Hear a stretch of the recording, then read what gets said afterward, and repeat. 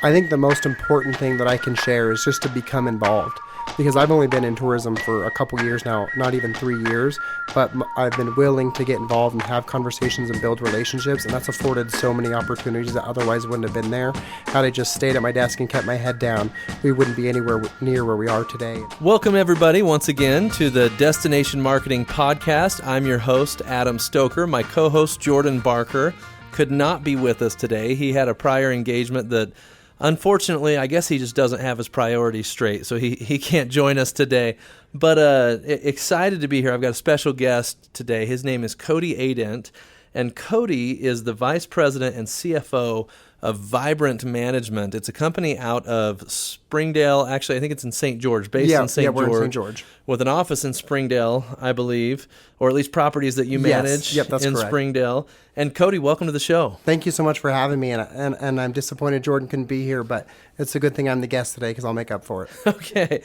Okay, good. They're tough shoes to fill, Cody, mostly because I don't feel as comfortable picking on you on the show as I would with Jordan, and that's a difficult thing for me to not be able to do that. I've noticed that listening to the other podcasts that you like to give him a hard time, so I'm ready for it. Well, you know, the funny thing is when we're off the air, he gives me probably as much or more of a hard time as I give him, but for some reason he just doesn't feel as comfortable on the podcast giving me a hard time, but it doesn't change for me. Yeah, he doesn't want it to be on record. Yeah, exactly. Yeah, he likes to hide that. Well, Cody, like I said, I'm excited to have you on today. We've known each other for several years now in the tourism industry. You have like 7 jobs in the tourism industry, and so we're going to walk through each of those because I kind of want to have our audience understand all the different places where you're involved. And the way I actually titled this episode was Building a Tourism Ecosystem, because I feel like you and your team have almost built an industry by itself. So we'll dive into that. But first, there's a question that we ask everybody that comes on the show, just kind of an icebreaker. What is your dream destination? If you go anywhere in the world, where would it be? That's a great question. So listening to all the other episodes of the podcast, every time you ask that, I think, I wonder where I want to go. And I wanted to have like some really cool, amazing answer. But I think for me, ever since I was a kid, I've just been drawn to Africa. And I don't even know why, just ever since I was a little kid, that's where I always wanted to go. And so I'd love to go to Egypt, and I'd love to see the pyramids. That's something I want my kids to experience too, and like do the African safari. So that's something I'm absolutely going to do. I'm going to wait till they're a little bit older so they can really remember the experience and take it in. But that's definitely my dream destination is Africa. Africa, and you've heard all the podcast episodes, so you know that we haven't had that one yet. That's a great one. I would love to see that someday too. I think I would have in the back of my head, am I going to get mauled by a lion, but sure.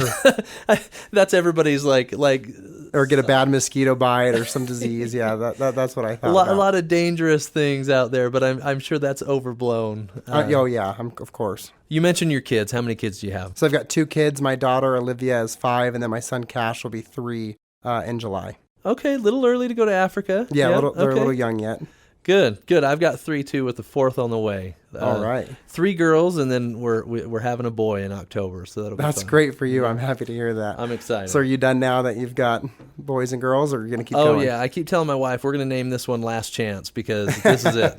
Yeah, I told my wife if Cash would have been a girl, I was going to buy a tiny house and live in the backyard because that just would have been too much for me. Well, good times.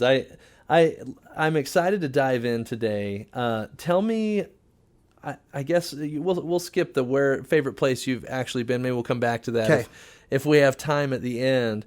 I really want to dive into what you do in the tourism industry. Your title is Vice President and CFO of Vibrant Management, but you do so much more than just that. So tell us a little bit about what you do in the tourism industry. So we're a really small company at Vibrant Management, and so one thing I always tell people who interview for us is, we always have a title they're interviewing for, but I say, I don't want you to think about that title as your job, because your job is whatever we need you to do that day, because ultimately we're all doing different things all the time. And so I do spend most of my time in the finances, going through those, analyzing, projecting, building out plans, but we also do so many other things too. Like for ZionNationalPark.com, I'm the salesperson for that entity, and for our Southern Utah tourism. Hold on. You're in finance on one side, and sales on the other. Yes. That's a lot of different skill sets to have within one brain.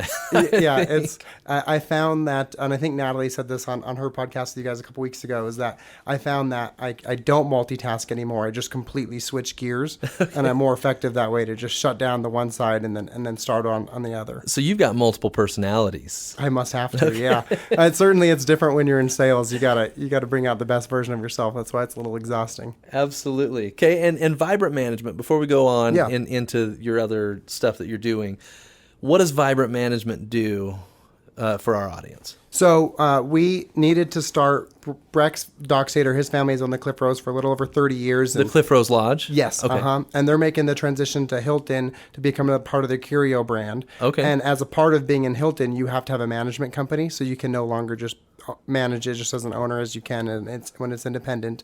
And so that's really why Breck brought me in the beginning, was to start this management company. And in the beginning, it was just to manage our own businesses that we had in-house, the Cliff Rose being one of them, and then we've got the Springdale Visitor Center, Watchman Villas, and Hummingbird Villas, which are vacation rentals. We have an SEO company called Clear Content Marketing. We rent out slingshots called Slingshot Zion. So a whole diverse range of different things. And really, we were just going to do that. And then he had the quacky idea to have the Southern Utah Tourism Summit. And so then that kind of got under our belt. And of course, I actually left out ZionNationalPark.com. And then through that, we actually started getting clients way sooner than we ever expected. And it wasn't something that you wanted to say no to, because that was the idea, was to get these clients in time. And so we started working with Zion Mountain Ranch, and now we have Cougar Ridge, which is in Torrey, Utah. And so it's been, Vibrant's only been official since April of last year. So we're just a little over a year old as Vibrant. And so it's been a whirlwind for sure. Wow. Yeah. So, and you, the two properties that you mentioned that are in addition to the Cliff Rose, who will soon be part of the Curio brand. Yes. I think they're really cool properties. So I want to talk about both of those. So you've got Zion Mountain Ranch and you've got Cougar Ridge. Tell me about both of those properties, and then tell us about the Cliff Rose too. Yeah, so Zion Mountain Ranch is an amazing property. We have a really great relationship with our owner, so we're not managing them anymore currently. We stopped that just a few months ago, but we are helping represent them in our marketing efforts. And so what's so cool about Zion Mountain Ranch is it's a really unique, true ranch experience. So Kevin owns about 7,000 acres on the east side of Zion. So he basically owns the east side. They're doing that partnership with the Zion Forever Project in Kane County and the BLM to have a new visitor center that's going to be put on the east side of the park, which is really going to change the way that consumers and tourists are going to experience Zion. Absolutely, It's going to totally change the game. The shuttles will go all the way out to the east side, and they've got about 60 different luxury cabins. And what's so cool about them is they're all different shapes and sizes. So depending on what your family or your group is, they can be accommodating in any way. And it's truly a ranch experience. I mean, you're just out there with nature. So a really, really cool property. Great. And then to my favorite, we'll go to Cougar Ridge, because I've stayed actually down there at Cougar Ridge. Cougar Ridge. I was there with Breck actually when he met. That's right. Yes. Was it Gary? Yeah. Yes. And what an amazing place. So, oh my God. So tell us about Cougar Ridge. Yeah, so Cougar Ridge is a special place in my heart. I was actually just out there this last weekend with my family and my in-laws, and it is the most incredible property, I think, in the state. So Gary created this property a little over 20 years ago, and the main lodge is 4 stories. It's got a bowling alley in it and a movie theater and a golf simulator, multiple bars. It has a sauna and a steam room. It's got 4 suites, 2 of which have hot tubs off of them. And then upstairs in the loft game area, they've got some bunk beds and some other rooms there, and they've got a cupola on top. And so when you're talking about like a corporate retreat or a family reunion, there's no place better in the world to really connect with people, because you can do it all within that one space. Well, and that bowling alley's no joke, right? Oh, no, I mean, it's the real deal. It's a Brunswick bowling alley. I mean, it's absolutely incredible. And then they also have 7 luxury casitas as well, which are 2 bedrooms. So one has a king, the other one has 2 queens, and a living room in the middle that are about 1,500 square feet. That's actually where I stayed with my family this weekend. And that was an amazing experience too, because everything Gary does, the craftsmanship is just absolutely top notch. And he's going to develop it out to about 60 rooms total when it's all said and done. And they're starting construction on the first phase of that now. So it's really exciting to see where it's going to end up. Awesome. And lots of room to grow. Oh, right? yeah. Yeah, he's got, I want to say 20 acres, if I'm saying that correctly. And so it's going to be just an amazing property when it's incredible now, but where it's going is going to be really remarkable. Great.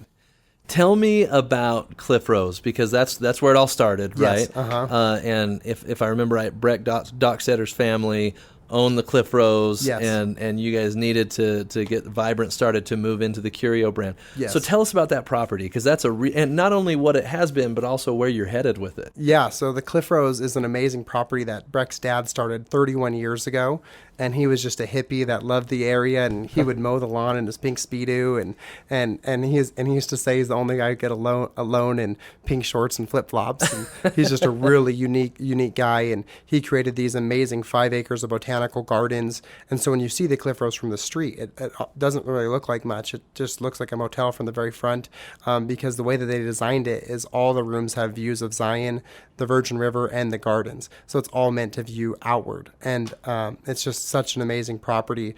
And they've got, when you're there, you can just feel it. There's something special about it, something magical in the air when you're there.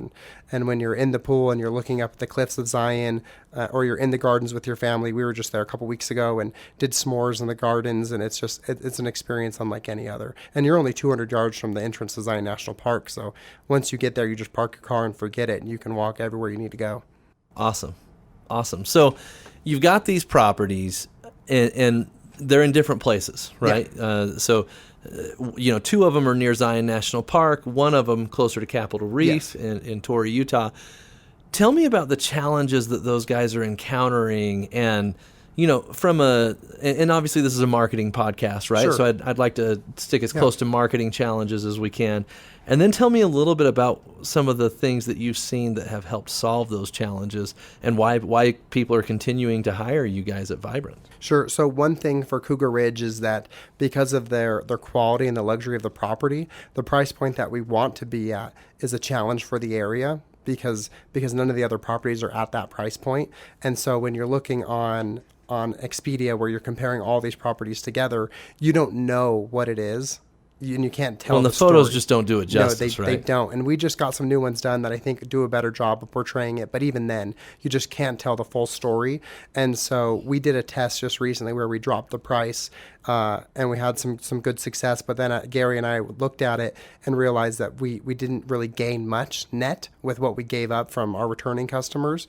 And so it's just this interesting issue that we have there, where it's like, man, it probably wasn't worth sacrificing the brand to get the revenue, because our net wasn't really that different. Right. And so we're going back now to our original strategy, and you just have to be willing to build your brand equity to a point that people understand who we are and what we do, so that they understand why the price is where it is. Because by no means is it overpriced. It's priced appropriate, but you just have to understand what the product is that you're buying. So how do you build value then when people are comparing on the OTA websites like Expedia and Orbitz? And it's really hard on that platform for us to do that, because especially like the casitas, because they're 2-bedroom rooms. So really, they don't understand necessarily that that's what they're getting. If they understood that they're getting 2 rooms for that price, it would be so different. And we used to have it where it was broke out and they could get both rooms, but that's not really the experience that we want people to have. So I think you just have to do the best job you can on your own website, telling the story effectively, and then being in the right marketing channels to get your word out. So people, when they see you on Expedia or one of those OTAs, they know who you are and they know your story more than just the images you have on their website. Okay. And what are you doing then on the websites of each of these properties to build the value and actually communicate how amazing these properties are? So what we've done is we focus a lot on content. So we do 4 pieces of content every month for the properties, really unique, organic content that will hopefully help us with our SEO and people finding us organically. And then we invest a lot in high imagery because people love pictures. Yep. So we just got done redoing all the photos at Cougar Ridge because it desperately needed it.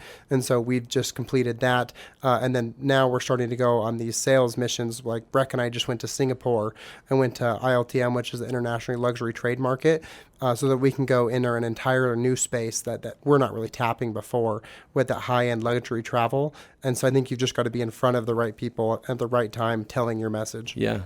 I think I'm glad you bring up imagery, because really industry-wide, I think there is a shortage of great imagery, right? Yes. And it's amazing. People will spend $60,000 on a TV shoot, and they don't spend the extra $2,000 to have a photographer accompany the crew and get great photography, right?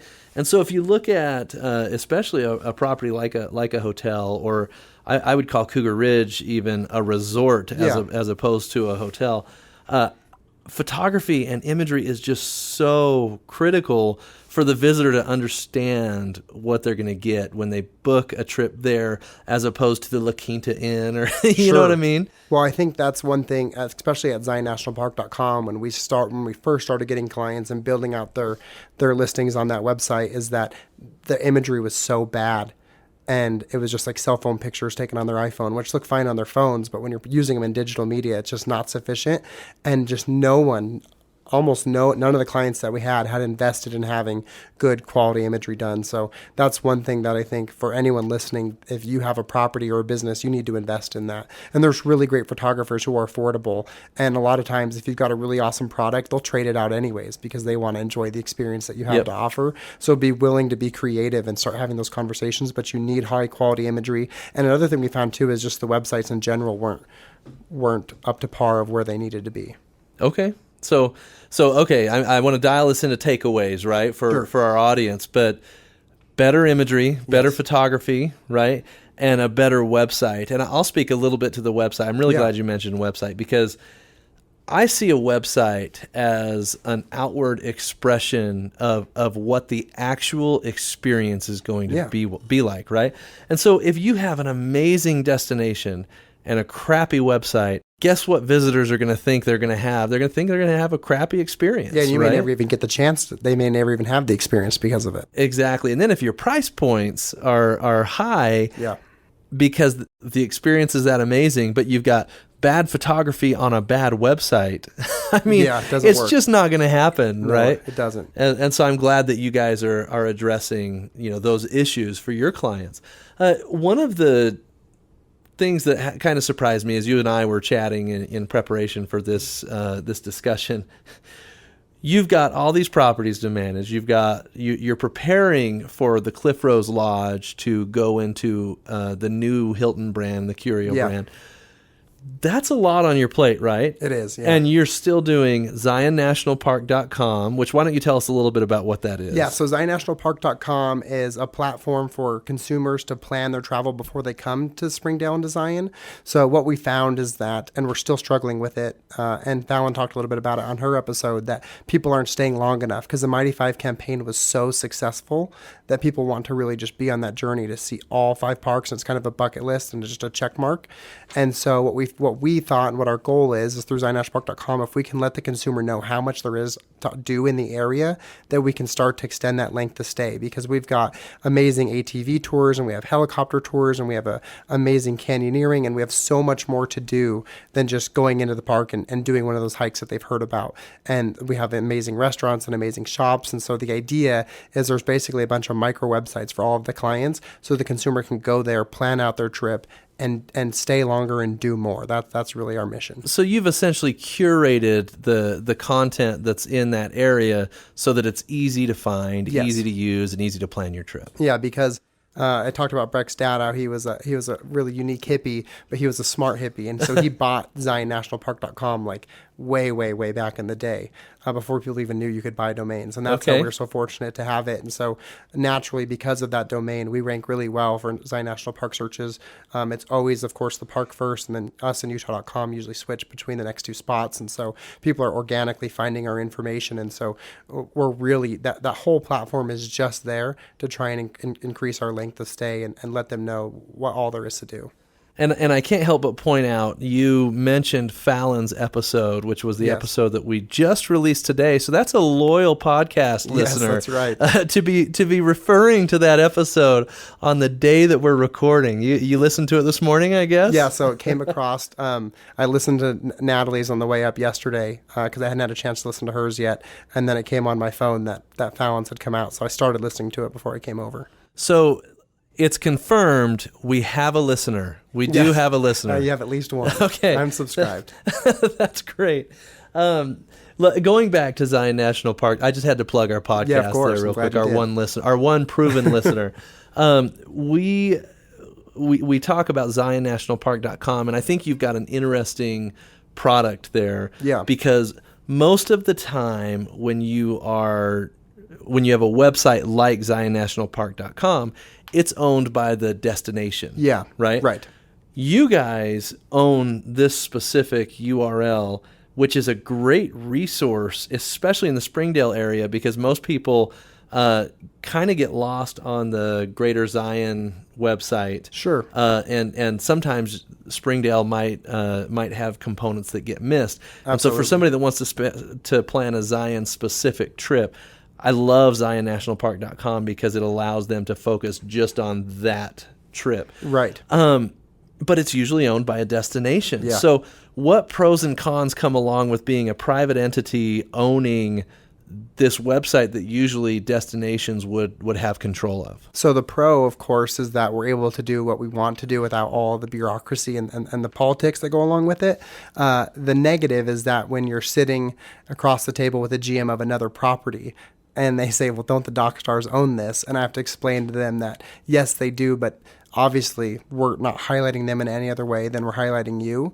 And so we're here trying to build up the entire community because we're not afraid of competition, because we know that the better job we do in getting people to stay longer and do more, it's going to benefit every property in the canyon.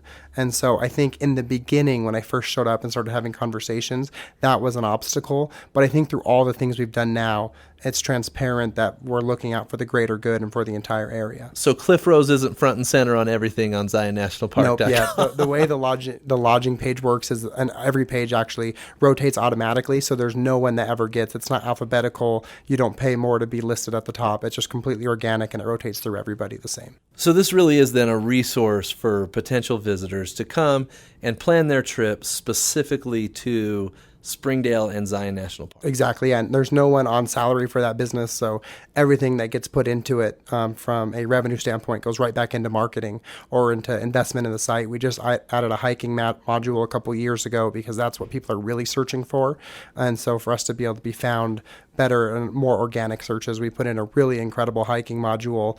We invest a lot with SEO. We did a thing with Roots Rated a couple years ago. Yep. That's a huge content investment on our part, and so we're always taking whatever we can get and reinvesting into the business.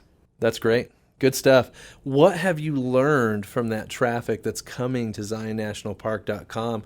What's their activity telling you? So what we've learned is that we still have a long ways to go in increasing the length of stay. So even though we've got all these amazing activities and shops and restaurants, we're still not getting people to stay long enough, and they are still searching for those flagship hikes, the Angel's Landing and the Narrows. And so there's so much more. It'd be like if all Disney World did was talk about Splash Mountain. Right. And so then everyone went there and there was a 4-hour line for Splash Mountain, and there's all these other rides that no one's at. That's kind of what we've done in Zion. And so we still have so much work to do to talk about everything else that we have to offer. And I said this when we were doing the stakeholder meeting with Cactus for the Greater Zion area that you talked about, is that we don't have an overcrowding issue at Zion. We have a distribution problem. Yep. And so it's not that we have too many people coming, it's that we have too many people coming going to the same place. So if we were to spread them out in a more efficient manner, then you wouldn't even know that the park's crowded. And you feel like ZionNationalPark.com has kind of contributed to helping distribute that traffic? We try to. Absolutely, yeah. Awesome. Okay, and we haven't even gotten to the Southern Utah Tourism Conference yet, which, for those of our listeners who aren't aware, we have the Utah Tourism Conference, and that's really traditional state by state. Every state kind of has their own governor's conference on tourism, or just tourism conference or whatever. It's different kind of by state, but everybody has one. Yep. Not every state has a regional conference like the Southern Utah Tourism Conference. And usually the tourism conference is put on by the industry association for the state. Here's another big undertaking that you guys have taken on, which to me seems like a lot for a private business to do. So tell me a little bit about where was that born, that idea of doing the Southern Utah Tourism Conference, and what's it been like now that you're 2 years in creating a conference like that? Yeah, so Breck had been involved in tourism for a long time, obviously his whole life, but really got involved in like the state level 3 years ago. So the first tourism conference he went to was the one that was in, it was up around Park City. I can't remember exactly where. And so that was the first. I think it was up in Heber Valley, Heber right? Valley, It was that's Vermont. right. Yep, yeah. that's exactly right. And so he went to that, and that was the first time he'd even met Vicky or any of those people. And it was thanks to Kim Bouchard up in Ogden, who kind of like told Breck, like, hey, why aren't you should be at these things and you should be at the UOP board meetings. And so Breck started getting involved and realized that there was no representation from Southern Utah. And so I came on about a year later. And so my first one was in Vernal, which was an amazing experience. It was so incredible. And Vernal's awesome, by the way. If you haven't been, you should totally go. It's not the Vernal you remember from when you're a kid. I told my wife, I was like, man, we got to come here. It's amazing. It's such a great experience. And so at that, I realized how much of Southern Utah wasn't represented. And then I've been to a bunch of the board meetings, and I just realized, man, there's such a lack of representation from Southern Utah. And at these board meetings, they go over their budgets and how they're going to spend and the advertising that they're doing. And if you want to be able to benefit from that, you got to know what's going on. And there's awesome programs like the cafeteria program and so many things that people just aren't aware of in Southern Utah. And so the idea is, man, if we can bring something to their backyard where it's easy and comfortable, because I think for a lot of people too, it's intimidating to go to something like that when you don't know anybody and you're in this huge group of all these people, and it's a pretty close-knit community. I mean, Absolutely. Everyone really knows each other. And so to show up to that as, a quote-unquote outsider, that can be intimidating. So if we put it in your backyards with all of your friends and all the people you know and show you what, a small sample size of what you could come to learn from the state conference, then hopefully through that participation, we can get them up to the state conference and get Southern Utah's fair share of representation. What a great way to get stakeholders to actually show up and participate in the industry, right? I think that's what it keeps taking me back to. What a big undertaking for a private business, right? Yeah. And what you guys must love the tourism industry to be willing to do something like that, because a conference like that is a lot of work. It is. And you know what? Tourism was new to me and not somewhere I ever thought I was going to end up. But I found that because I've always loved travel and I love business and I love marketing, and that's kind of what tourism is. It's those three things. And so I just really have fallen in love with it and with the people that are in it and the places that are in it. And I'm not a native of Utah. So I moved here sophomore year of high school. And so I always kind of had that stigma. Where from? From Wyoming. From Wyoming. And so I always had that stigma of like, Utah's not cool. And as soon as I graduated high school, I moved away, and then I came back, and then I moved away again and came back, moved away again, came back. And then after going to these board meetings and watching these videos that the state does, I was like, oh my gosh, I called my wife. I was like, we actually live in the coolest state in the world. Like, this is so amazing. And so I've really just grown a deep passion and love for our state and for tourism and for the people that are involved in it. And ultimately, the Southern Utah Tourism Summit is probably my favorite part of my job that I do, because it gives you the ability to be so creative, and we're starting something from scratch. Yeah. And so you get to really flex your creative muscles and make it fun. Okay, so for our listeners then that are thinking about creating a regional conference to get more stakeholders engaged, what challenges are they going to run into that maybe you didn't foresee before starting this? What's the hardest part about creating a conference like this? So I'd say two different answers to that. So the hardest part is making sure that you've got the support, because obviously there was no money behind this. So it all came down to sponsorship. And so we were super lucky to have our 4 main counties all be willing to participate and fund and help sponsor it. And then all of our local partnerships, and Relic wasn't a huge sponsor for us last year and helped us with our email campaign. So you have to have those relationships and the backing from the sponsors to make it possible. So that's the first thing you need if you're going to try and do this. And then the obstacle that we didn't anticipate was audience retention. So our first year, we had Roger Brooks talk last because he was our biggest keynote, our most well-known keynote. Right. But we lost so much of the audience after lunchtime because we were in St. George, right downtown. So a lot of our locals went back to work. There's too many fun things to do down there, yeah, too, exactly. right? I wanted to go golf or go to the lake. And then we had the people from Salt Lake. I think there was bad weather that day. And so a couple of people had to turn around and get headed back home. And then this last year, we made the second day the most action-packed day that we had. And we had an amazing speed painter that did 3 speed paintings that morning. And we kept telling people how amazing the start was going to be. And yet we still lost probably, I don't know, 33% of our audience for the second day. And so we're still trying to figure out how do we combat that, because even stacking the second day with activities, we still lost that audience. And a lot of people who were there for the second day said, man, I wish you guys would have done this the first day because I feel so bad for everyone who missed it. But everything is great. So it's how do you balance that and how do you get them to stay? Yeah, I'm still trying to find the exact perfect time to have each speaker and the type of subject and stuff like that. Interesting. I wouldn't have even thought of that. I would have just thought, oh man, I'll plan it over the 3 days and people will stay. But yeah, that's a good point. Is they probably wander off the longer the conference goes. Yeah, so it's really challenging. So we're starting to plan next year's now, and we've got some good ideas on how we can kind of combat that. But that's definitely been the biggest challenge so far. Was it hard to get speakers, or was it pretty easy to reach out to key people in the industry and get them to come speak? Surprisingly not. I think just because of the relationships that we've been able to build, and what we did unique that was last year, is we actually had a committee, because the first year we only had 55 days, so it was really just like everyone on board. You guys decided 55 days before the conference to do it? The last year, yeah. That is so awesome. 2 years ago, the first year, yes. Man, you guys moved quickly. Yeah, it was intense, and that's Breck. If you know him, that's how he operates. And so, but this last year we had a whole year, so we were able to create a committee. So we had every tourism director from the counties, so Fallon, Maria, Kevin, and Camille all come together, and then we had a private business owner from each county as well be represented.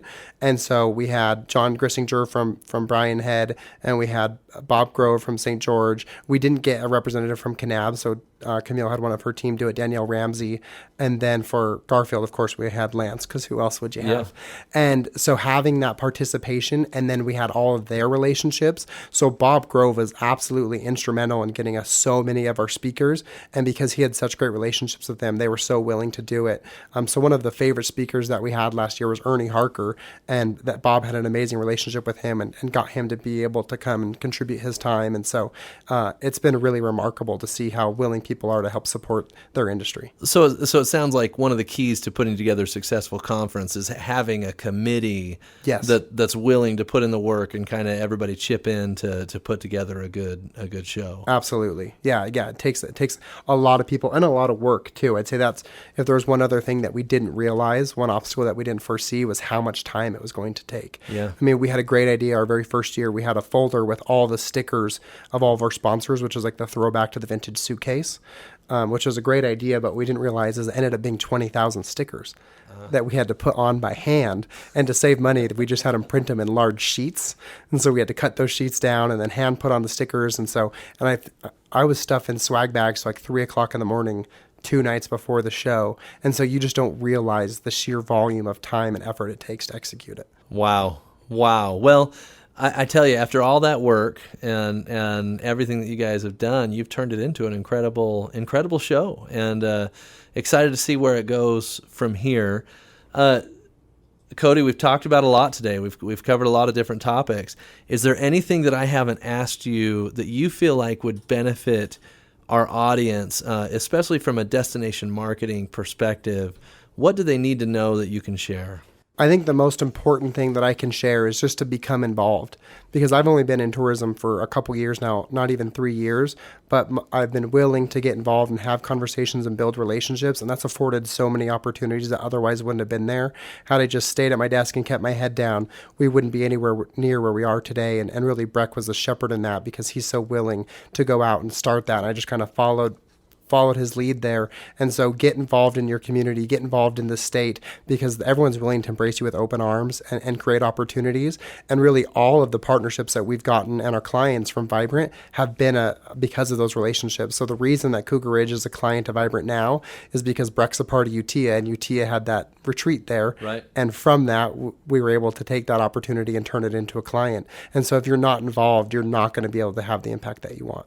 I think that's a great point. I mean, this industry is one of the most fun industries in the world. And yes, the product is amazing. All the activities you can do are amazing.